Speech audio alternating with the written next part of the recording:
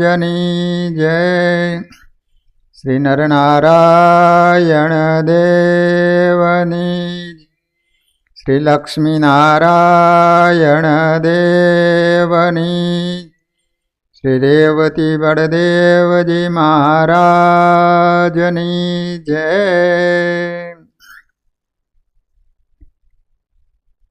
સ્વામિનારાયણ હરે સંવંત 1876ના પોષવદી એકાદશીને દિવસ સવારમાં શ્રીજી મહારાજ શ્રી ગરડા મધ્યે દાદા ખાચરના દરબારમાં આથમણે બાર ઓરડાની ઓસરીએ ઢોલિયા ઉપર દક્ષિણાદુ મુખારવિંદ રાખીને બિરાજમાન હતા અને ધોળો ખેસ પહેર્યો હતો, ધોળો ચોફાડ ઓઢ્યો હતો, માથે ધોળી પાક બાંધી હતી અને ફૂલના હાર પહેર્યા હતા। પાઘને વિશે પુષ્પના તથા હીરના તોરા લટકતા મૂક્યા હતા અને બે કાનની ઉપર પુષ્પના ગુચ્છ ખોસ્યા હતા અને પોતાના મુખારવિંદની આગળ મુનિ તથા દેશ દેશના સત્સંગીની સભા ભરાઈને બેઠી હતી। મુનિ વાજિંત્ર લઈને કીર્તન ગાવતા હતા। આજે પવિત્ર એકાદશીનો દિવસ છે। વચનામૃત પણ એકાદશીના દિવસનું જ આવ્યું છે। પોષવદી એકાદશીના દિવસનું જ। પછી શ્રીજી મહારાજ બોલ્યા જે કીર્તન રાખીને પ્રશ્ન ઉત્તર કરો। પછી બ્રહ્માનંદ સ્વામીએ પ્રશ્ન પૂછ્યો જે સર્વ સુખના ધામ અને સર્વ થકી પર એવા પરમેશ્વર છે, તેમાં જીવની વૃત્તિ ચોંટતી નથી અને માયિક એવા જે નાશવંત તુચ્છ પદાર્થ તેમાં જીવની વૃત્તિ ચોંટી જાય છે, તેનું શું કારણ છે? પછી તેનો ઉત્તર મુક્તાનંદ સ્વામી કરવા લાગ્યા, પણ થયો નહીં। ત્યારે શ્રીજી મહારાજ બોલ્યા જે એ પ્રશ્નનો ઉત્તર સાંભળો, અમે કરીએ છીએ। જે દિવસથી પરમેશ્વરે આ જગતની સૃષ્ટિ કરી છે તે દિવસથી એવી જ કડ ચડાવી મૂકી છે જે ફરીને પરમેશ્વરને દાખલો કરવો પડે નહીં। સંસારની જે વૃદ્ધિ કરવી તે પોતાની મેળે થયા કરે એવો ફેર ચડાવી મૂક્યો છે। તે માટે સહેજ જ સ્ત્રીમાં પુરુષને હેત થાય છે અને પુરુષમાં સ્ત્રીને હેત થાય છે, અને સ્ત્રીથી ઉપજી જે પ્રજા તેમાંય પણ સહેજે હેત થાય છે, અને હેત રૂપી જ ભગવાનની માયા છે। તે માયાના પ્રવાહમાં જે ન વહે એની વૃત્તિ ભગવાનના સ્વરૂપમાં રહે। માટે જે ભગવાનનો ભક્ત હોય તે માયિક પદાર્થને વિશે દોષ બુદ્ધિ રાખીને વૈરાગ્યને પામે અને ભગવાનને સર્વ સુખમય જાણીને ભગવાનમાં વૃત્તિ રાખે।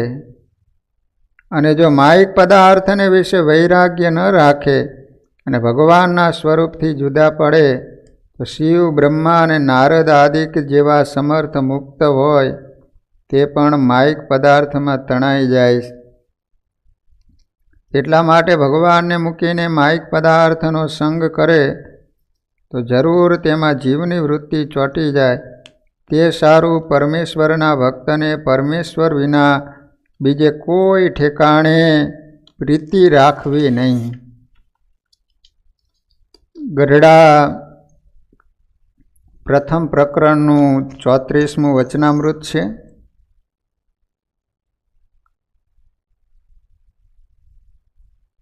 બ્રહ્માનંદ સ્વામીનો પ્રશ્ન છે કે સર્વ સુખમય સર્વ સુખના ધામ સર્વથી પર પરમેશ્વર એમાં વૃત્તિ ચોંટતી નથી અને જગતમાં વૃત્તિ ચોંટે છે એનું કારણ શું છે? ભગવાને આ સૃષ્ટિનું બંધારણ જ એવું કર્યું છે, અજબ ગજબનું છે, કે એમાં સહેજે જીવની વૃત્તિ ચોંટે છે. જો ભગવાને ભૂખ મૂકી અને સામે આહાર પણ મૂક્યો છે,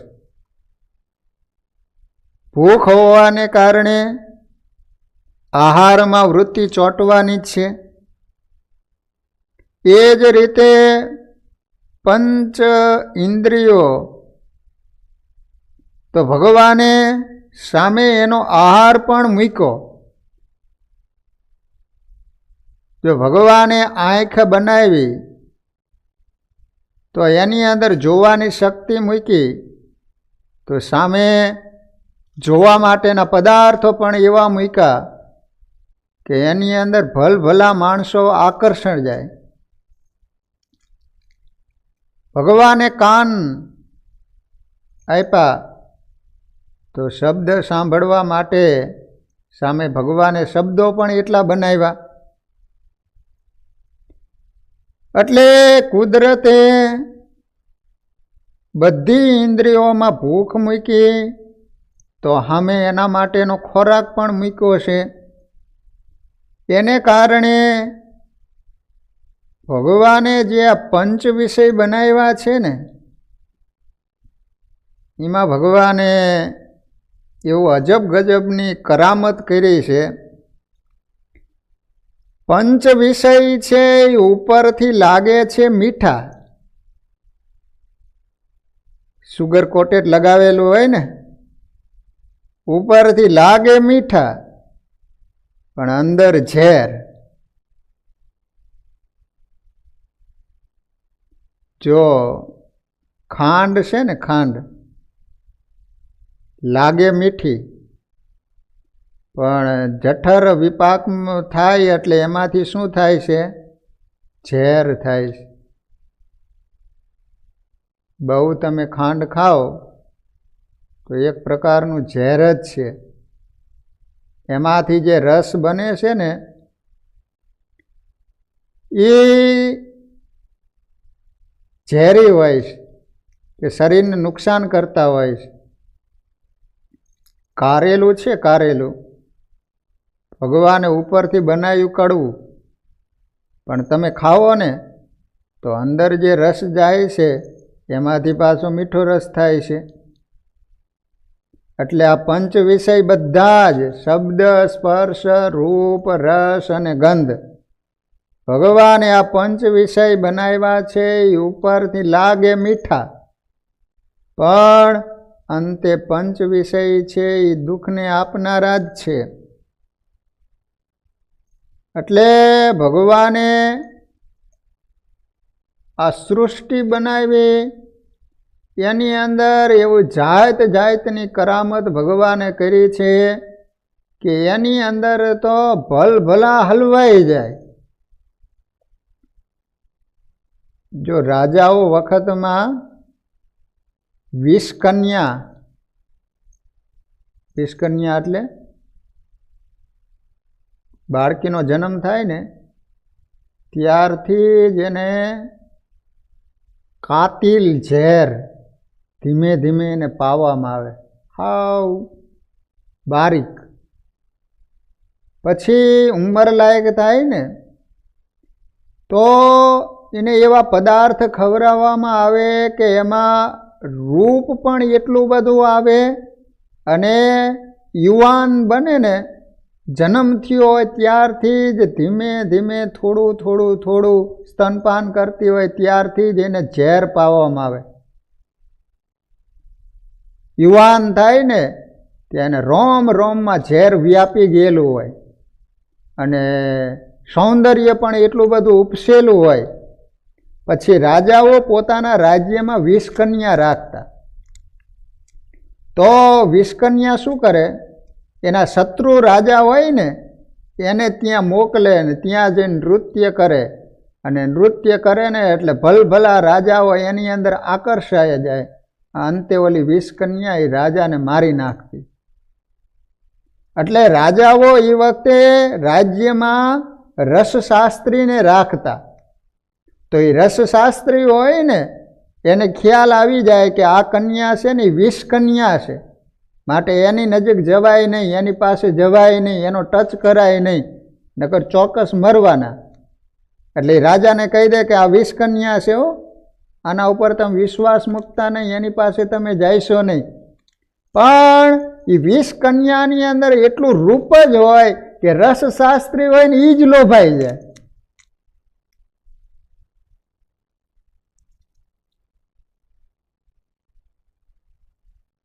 ભગવાને સામે ખોરાક મૂક્યો અને ઇન્દ્રિયો પણ ભગવાને બનાવી અને ભગવાને કીધું કે તમારે એ ઇન્દ્રિયો દ્વારા ભોગ ભોગવવાના નહીં.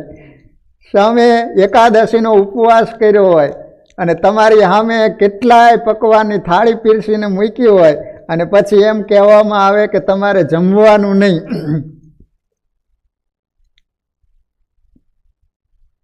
એટલા માટે અહીંયા મહારાજ કહે છે કે જ્યારથી ભગવાને આ સૃષ્ટિ બનાવી ત્યારથી જ ભગવાને એવી કળ ચડાવી મૂકી છે.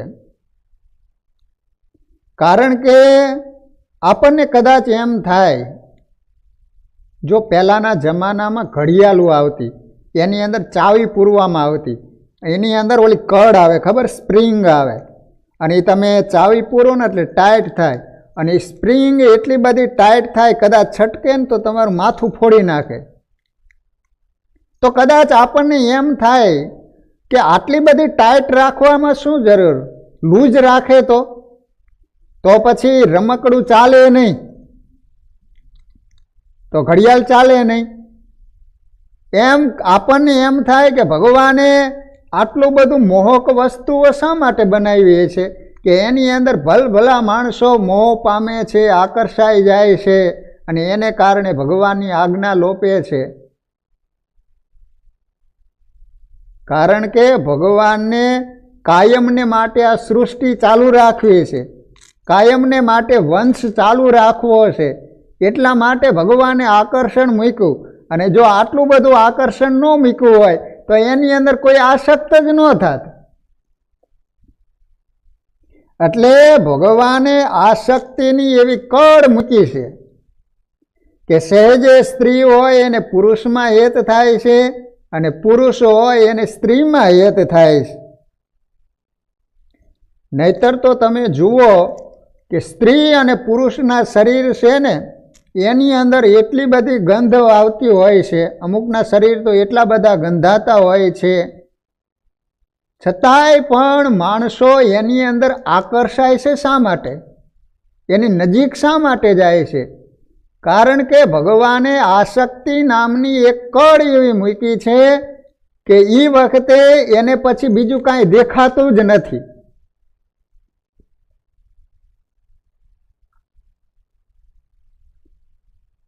ગ્રીકમાં એક એવી કથા આવે છે કે સૌ પ્રથમ ભગવાને પુરુષ બનાવ્યો. હવે પુરુષ બનાવ્યો તે આમ મોજમાં ન રહે, ઉદાસ રહે, બેચેન બેઠો રહે. એટલે ભગવાને પૂછ્યું કે કેમ તું કાયમને માટે ઉદાસ રહેશ, બેચેન બેઠો જ હોઈશું, એમ કે ચેન નથી પડતું તને? તો ભગવાનને કહે છે કે ભગવાન, મને એક એવી વસ્તુ આપો કે મારાથી ભિન્ન હોય, કે જેને કારણે મારી ઉદાસી મટી જાય અને હું મોજમાં આનંદમાં આવી જાઉં એમ. પછી ગ્રીકમાં આવી કથા છે એક. તો ભગવાને પછી સ્ત્રીનું સર્જન કર્યું અને સ્ત્રીનું સર્જન કરતાં સ્ત્રીને મોકલીને ત્યાં તો આખી રોનક બદલાઈ ગઈ. અને તમે જુઓ ને, જેના ઘરમાં સ્ત્રી ન હોય ને તો એના રસોડામાં જાઓ તો જોડા પડ્યા હોય, તાવડી પગથિયે પડી હોય. કારણ કે ભગવાને સ્ત્રીને એવી શક્તિ જ આપી છે કે એનો જ્યાં હાથ પડે ને ત્યાં એકદમ ક્લીન જ થઈ જાય. અમુક હરિભક્તોના ઘરે જઈને તો ઘર ઉપરથી આપણને ખ્યાલ આવી જાય કે તમારા ઘરે કોઈ લાગતું નથી. કે ઓલો તો આનંદમાં આવી ગયો, પણ પછી સ્ત્રી અને પુરુષને એવો ડખો થયો ને કે પાછું ભગવાનને પ્રાર્થના કરી કે ભગવાન આનાથી હું કંટાળી ગયો છું, આ મારે સ્વપ્ન ન જોઈ, તમે આને લઈ જાઓ. એમ ભગવાન પાછા સ્ત્રીને લઈ ગયા. અને પછી એમ કહેવાય છે કે એને શરાબ આપ્યો. તે હવે શરાબ આપ્યો તે એને શરાબ પીધો. તે શરાબ તો જ્યાં સુધી નશો હોય ત્યાં સુધી જ રહે.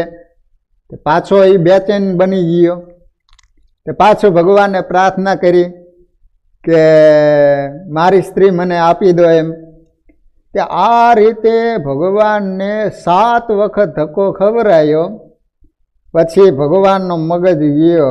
ભગવાન ક્રોધાવેશમાં આવી અને એ પુરુષને શ્રાપ આપ્યો કે જા તને શ્રાપ આપું છું કે મને વૈકુંઠ ધામમાંથી 7 વખત ધક્કો ખવરાયો, માટે સ્ત્રી વિના પણ તું સુખી નહીં રહી શક અને સ્ત્રીની સાથે પણ સુખી નહીં રહી શક. ભગવાને આ પુરુષને શ્રાપ આપેલો છે.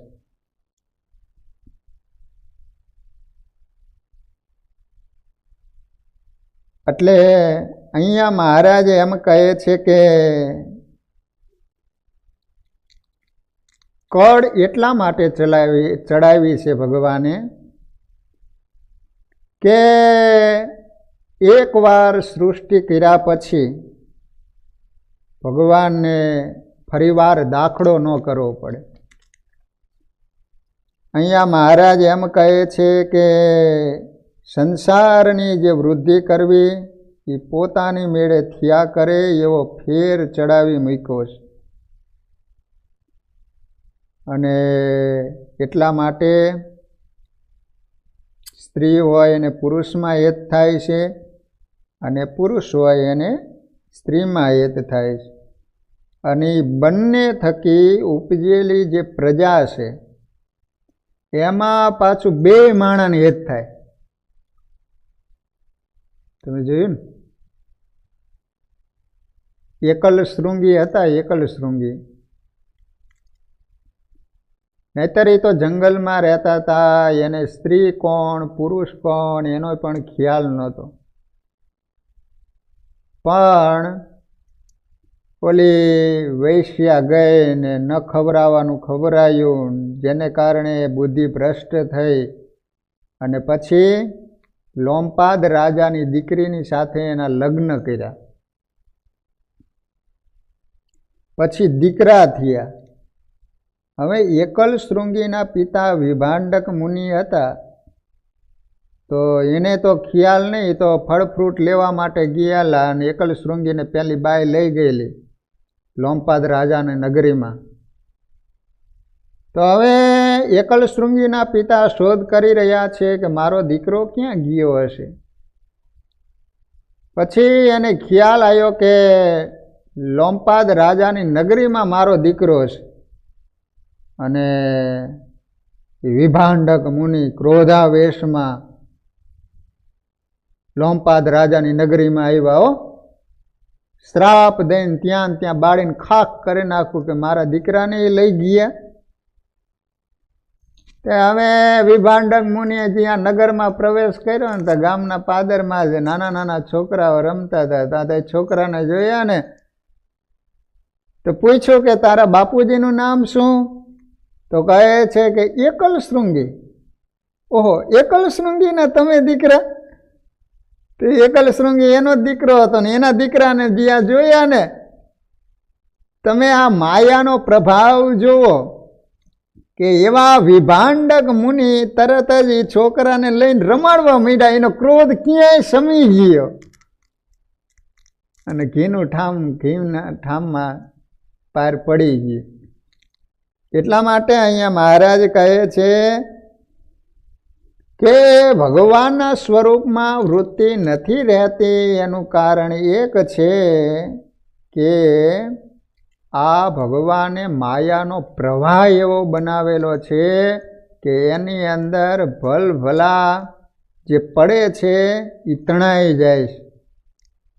ભગવાનના સ્વરૂપમાં જો વૃત્તિ રાખવી હોય તો મહારાજ કહે છે કે માયાના પ્રવાહમાં, આસક્તિના પ્રવાહમાં જે ન ખેંચાય તો એની વૃત્તિ ભગવાનના સ્વરૂપમાં રહે છે.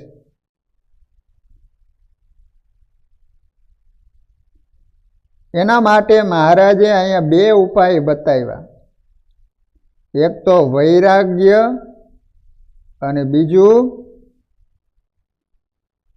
ભગવાન સર્વ સુખમય જાણી અને ભગવાનના સ્વરૂપમાં વૃત્તિ રાખે. પછી શ્રીજી મહારાજ બોલ્યા છે, હવે મુક્તાનંદ સ્વામીને પ્રશ્ન કર્યાનો વારો આવ્યો, તે પ્રશ્ન કરો.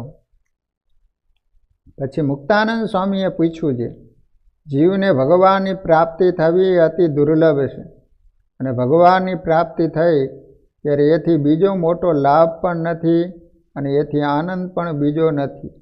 તો એવા મોટા આનંદને મૂકીને તુચ્છ પદાર્થ માટે કેમ ક્લેશને પામે છે, એ પ્રશ્ન છે. ત્યારે શ્રીજી મહારાજ બોલ્યા છે, લ્યો એનો ઉત્તર અમે કરીએ છીએ. પરમેશ્વરના વચનને મૂકીને જ્યારે આડો અવડો ડોલે છે ત્યારે ક્લેશને પામે છે. અને જો વચનને વિશે રહે તો જેવો ભગવાનનો આનંદ છે તેવા આનંદમાં રહે છે. અને જેટલું જે ભગવાનનું વચન લોપે છે એટલો એને ક્લેશ થાય છે.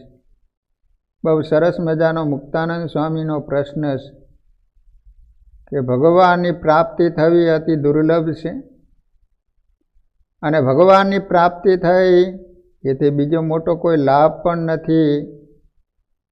તો પછી એવા મોટા આનંદને મૂકીને તુચ્છ પદાર્થ માટે ક્લેશને કેમ પામે છે? તો મહારાજે એક જ વાત કરી કે જેટલું મહારાજનું વચન લોપે, જેટલી મહારાજની આજ્ઞા લોપે એટલો ક્લેશ અને દુઃખ થવાનું છે. માટે ત્યાગીને જે આજ્ઞા કરીશ તે પ્રમાણે ત્યાગીને રહેવું અને ગ્રસ્તને જે પ્રમાણે આજ્ઞા કરી છે તે પ્રમાણે ગ્રસ્તને રહેવું. અને એમાં જેટલો ફેર પડે છે તેટલો ક્લેશ થાય છે. અને ત્યાગી હોય અને અષ્ટ પ્રકારે સ્ત્રીનો ત્યાગ રાખવો ત્યારે એનું બ્રહ્મચર્ય વ્રત પૂરું કહેવાય. અને એમાંથી જેને જેટલો ફેર પડે તેને તેટલો ક્લેશ થાય છે. અને ગ્રસ્તને પણ બ્રહ્મચર્ય કહ્યું છે જે પરસ્ત્રીનો ત્યાગ રાખવો તથા પોતાની સ્ત્રીનો પણ વ્રતને દિવસ ત્યાગ રાખવો ને ઋતુ સમયે સ્ત્રીનો સંગ કરવો, એ આદિક જે ત્યાગીને અને ગ્રહસ્થને નિયમ કયા છે એમાં જેટલો જેને ફેર પડે તેટલો એને ક્લેશ થાય છે. અને જે ભગવાનથી જે વિમુખ જીવ હોય તેને જે સુખ દુઃખ આવે છે એ તો પોતાને કર્મે કરીને આવે છે. અને જે ભગવાનના ભક્ત હોય તેને જેટલું દુઃખ થાય છે એ તુચ્છ પદાર્થને અર્થે ભગવાનની આજ્ઞા લોપવે કરીને થાય છે. અને જેટલું સુખ થાય છે એ ભગવાનની આજ્ઞા પાળવે કરીને થાય છે. મહારાજે બહુ સરસ મજાની વાત કરી. જગતના જીવ છે જે ભગવાનના ભગત નથી એને જે દુઃખ આવે છે એ પોતાના કર્મે કરીને આવે છે. ભગવાનના ભગત છે એને જે દુઃખ આવે છે એ ભગવાનની આજ્ઞા, ભગવાનનું વચન લોપવે કરીને આવે છે. માટે જેને જીવનમાં સુખી થવું હોય તો મહારાજ કહે છે કે ભગવાનની આજ્ઞા પાળવી. જે ભગવાનની આજ્ઞા પાળે છે તો અહીંયા મહારાજ એમ કહે છે કે જેવો ભગવાનનો આનંદ છે તેવા આનંદમાં એ રહે છે.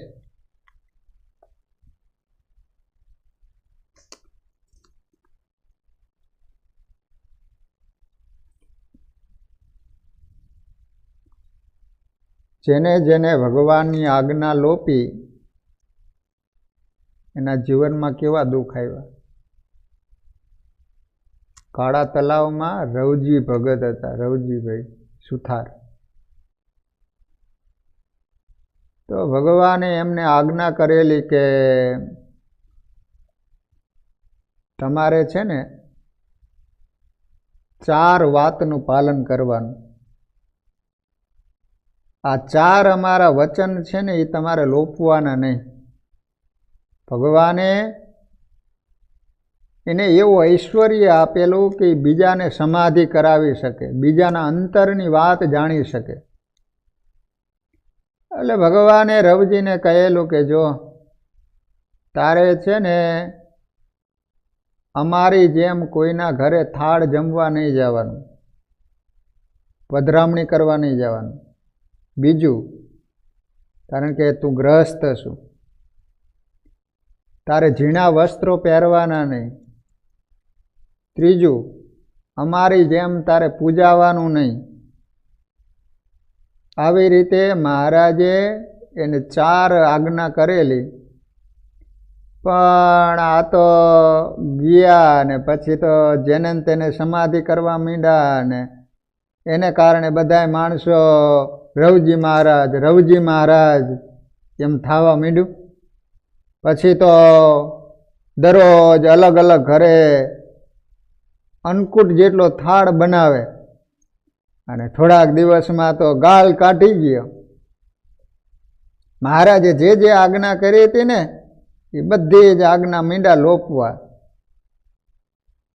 મહારાજે કહ્યું હતું કે તમારે બહેનોની સભામાં ઉપદેશ આપવાનો નહીં, વાતો કરવાની નહીં. આને તો બહેનોની સભામાં એ વાતો ચાલુ કરી દીધી. ભગવાનની જેમ પૂજાવા માંડ્યો. મહારાજને કોઈકે સમાચાર આપ્યા કે મહારાજ, ઓહો રવજી મહારાજ તો ભગવાન થઈને પૂજાય, તમારી જેમ ઘરો ઘર પધરામણી કરે ને થાળ જમે. મહારાજ કહે એમ અમારી આજ્ઞા લોપીને એ અમારી જેમ ફરવા માંડ્યો છે. મહારાજે આમ થાપો માર્યો ને તો બાજુમાં ગોપાળાનંદ સ્વામી બેઠા હતા ને. ગોપાળાનંદ સ્વામી કહે છે કે બસ મહારાજ તમે આમ થાપો માર્યો ત્યાં એનું ઐશ્વર્ય બધું જતું રહ્યું. તે પાછો હતો ને એવો થઈ ગયો.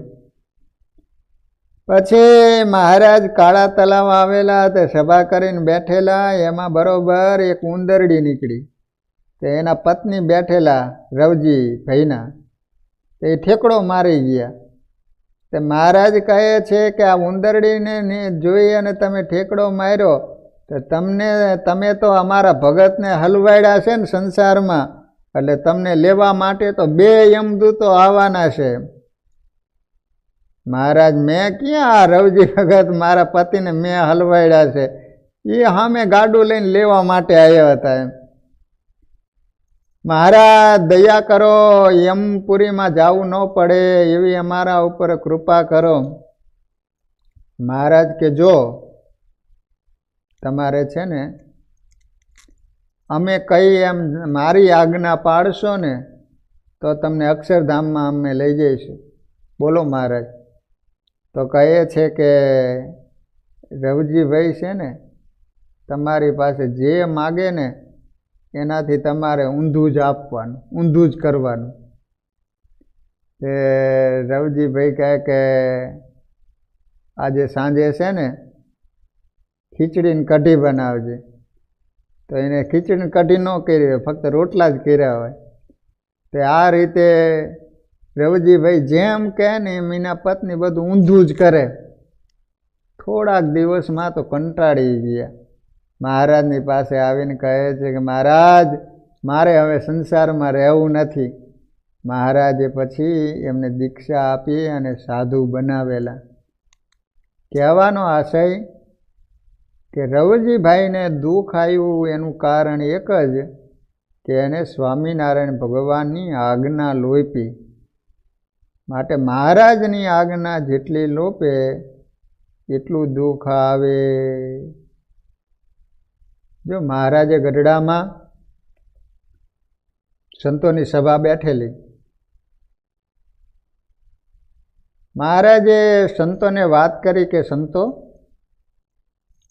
બ્રહ્માનંદ સ્વામીનું ગામ ખાણ ગામ છે ને, ત્યાં સત્સંગ કરાવવા માટે કોણ જશો?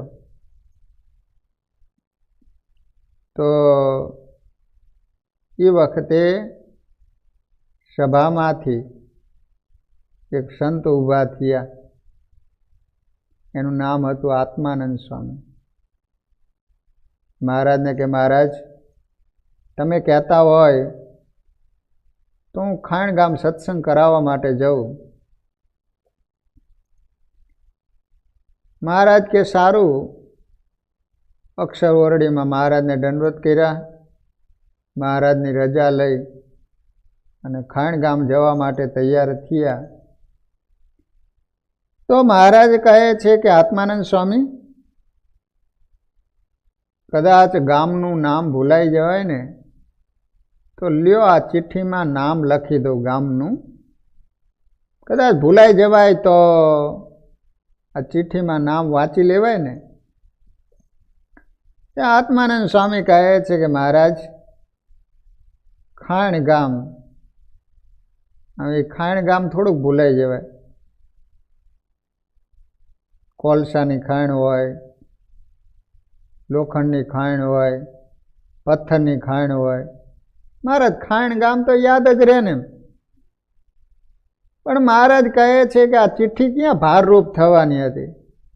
ચિઠ્ઠી લઈ જાઓ ને, કદાચ ભૂલાઈ જવાય તો આ ચિઠ્ઠી હોય તો વાંચી લેવાય ને. પણ નહીં મહારાજ, ખાણ ગામ તો ભૂલાય એવું ગામ નથી.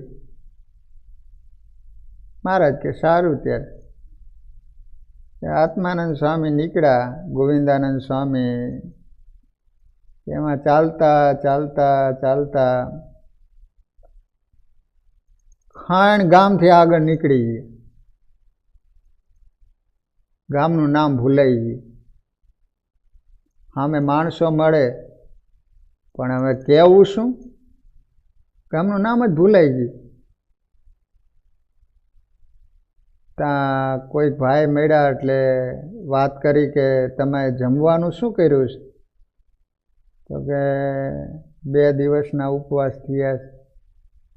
તો કે જો સામે ઓલું ગામ છે ને, ત્યાં સદાવ્રત અપાય છે, તમે ત્યાં જઈને લોટ લઈ આવો. એટલે ત્યાં જઈને સંતો લોટ લઈ આવ્યા. પછી 2-3 પથ્થર મૂકી ઓલા લાકડા લાવ્યા અને ચૂલો હળગાવ્યો. તે બન્યું એવું કે બાટી બનાવવા માંડ્યા, પણ ઓલા લાકડા લીલા હતા ને, ધુમાડો થયો. ધુમાડો થયો ને તે જે ઝાડવા નીચે રસોઈ બનાવતા હતા એ ઝાડવા ઉપર ભમરિયું મધ બેઠેલું. ધુમાડો થયો તો ભમરિયું મધ ઉડ્યું અને એવું ખીજાયું તે સંતોની પાછળ પડ્યું. સંતો આગળ, ઓલી માખીઓ પાછળ. એમાં એક સરોવર ભરેલું ને એની અંદર સંતોએ ઝંપલાવી. તો ઓલી માખીઓ ઉપર ઉડે, જેવું માથું બહાર કાઢે ને ચોટે. તે અંદર ને અંદર ક્યાં સુધી રહેવું? તો પછી તો માખીઓ જતી રહી. સંતો બહાર નીકળ્યા ને ત્યાં લોટ ને જેટલી બાટીઓ કરેલી હતી ને કૂતરા આવીને ખાઈ ગયા.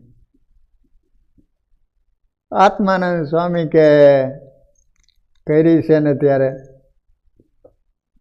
બહુ દુઃખી થયા, બહુ હેરાન થયા.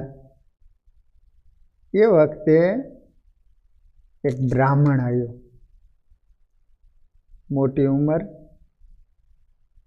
સાથે ખડીયો હતો, હાથમાં લાકડી હતી. સંતોને જોયા એટલે પૂછ્યું કે કોના સાધુ છો? કે સ્વામિનારાયણ ભગવાનના. ક્યાંથી આવો છો? ગઢડાથી. ક્યાં જવું છે? ક્યાં જવું છે એ ભૂલાઈ ગયું છે. ઓહો, તો એમ કરો, આજુબાજુના અહીંયા ગામ છે ને, એ ગામ મારા જાણીતા છે, તો હું ગામના નામ બોલું, તમારે જે ગામ જવાનું હોય ને ગામનું નામ આવે તો મને કહેજો. જાણી જોઈને દૂર દૂરના ગામથી શરૂઆત કરી. ખાણ ગામ જ્યાં બોલ્યા ને સંતો કે હા, એ ખાણ ગામ જ અમારે જવાનું છે. તો બ્રાહ્મણ કહે છે કે એ ગામમાં અમારે યજમાન રહે છે ને, મારે પણ એ ગામમાં જ જવાનું છે. અને એને ખડિયામાંથી એક ડબ્બો કાઢ્યો, એમાંથી સુખડી બધા સંતોને આપી, પછી ઠંડુ પાણી આપ્યું, પછી ખાણ ગામ જ્યાં આવ્યું ને, તો કહે છે કે તમારે ક્યાં જવું છે ખાણ ગામમાં? તો કે બ્રહ્માનંદ સ્વામીના પિતા શંભુદાન ગઢવી છે ને, એના ઘરે અમારે જવું છે. તો સામે પેલું દેખાય ને એ શંભુદાન ગઢવીનું ઘર છે. તે સંતો આમ થોડાક ગયા ને આગળ, સંતોને એમ થયું કે પેલો બ્રાહ્મણ કઈ બાજુ જાય છે, જોવા તો દો. અને સંતોએ જ્યાં પાછું વળીને જોયું ને, તો એ બ્રાહ્મણ દેખાણો નહીં. આત્માનંદ સ્વામીને લાઈટ થઈ.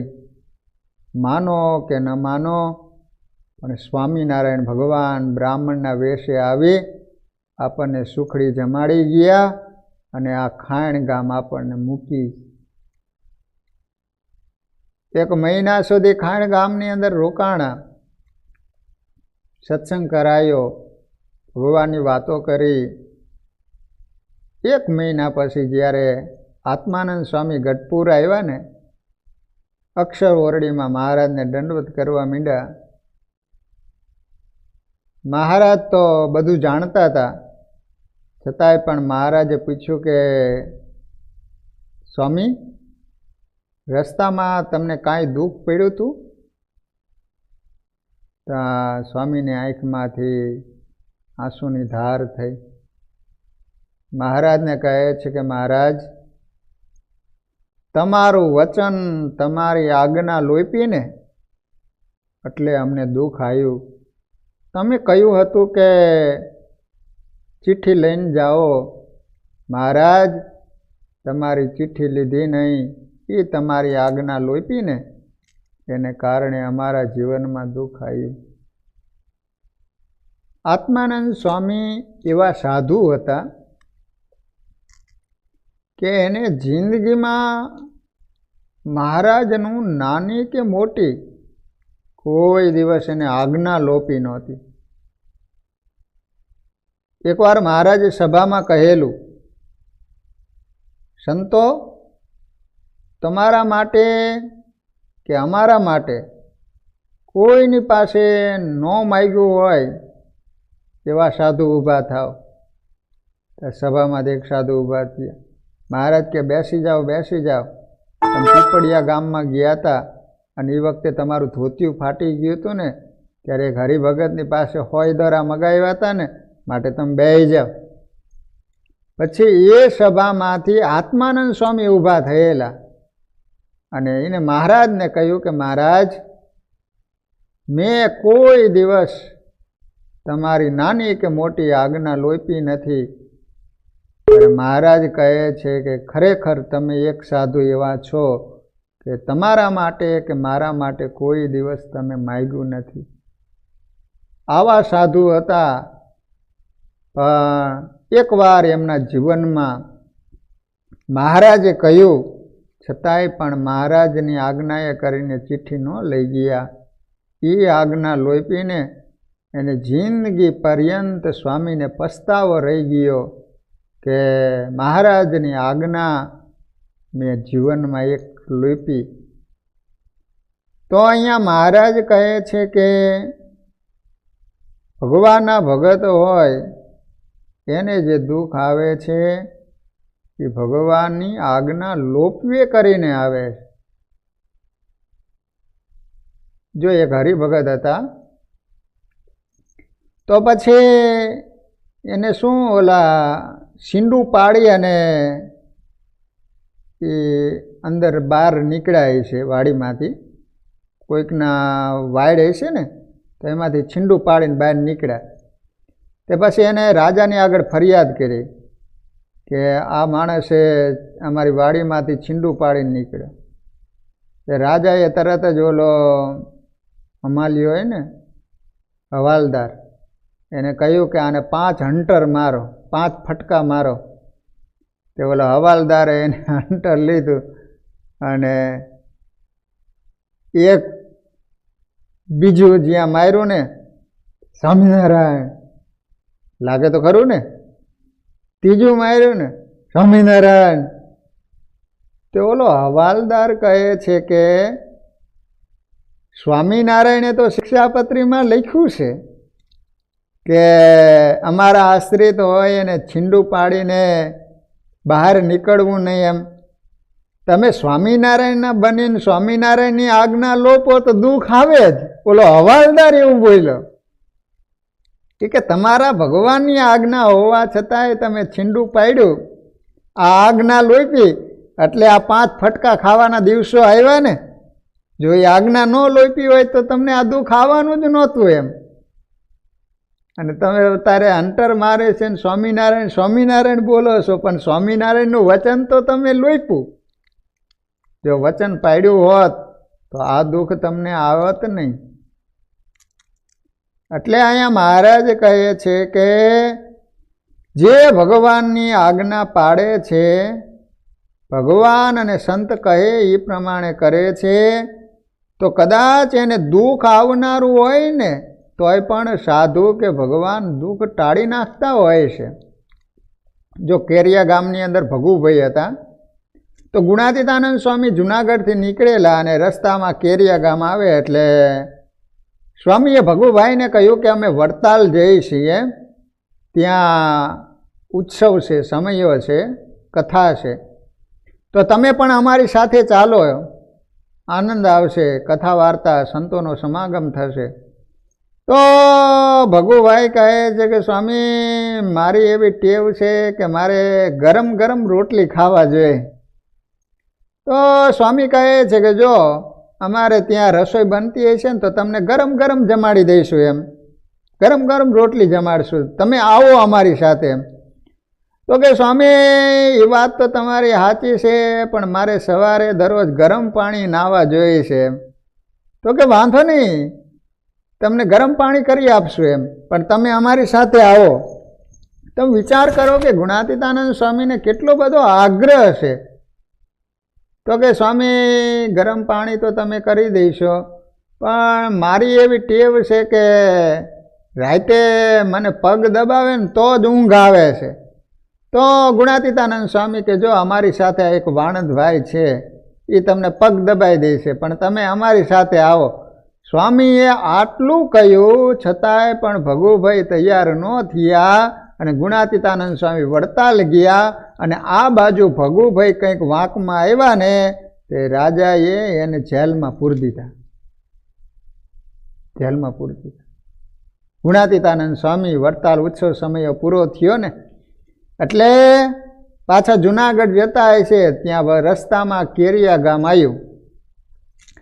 ત્યારે ગુણાતીતાનંદ સ્વામીએ વાત કરી કે જો આ ભગુભાઈ અમારું મહિના હોત ને, જો અમારી સાથે જો આવ્યા હોત ને તો આજે એને જેલમાં જવાના દિવસો ન આવત. એમ અમે કેટલું એને કહ્યું હતું છતાંય પણ ભગુભાઈ મહિના નહીં ને એને કારણે આ દુઃખ આવ્યું.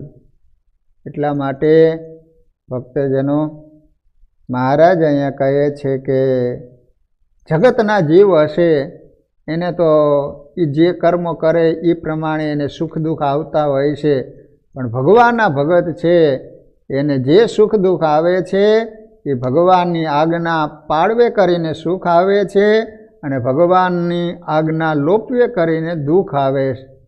માટે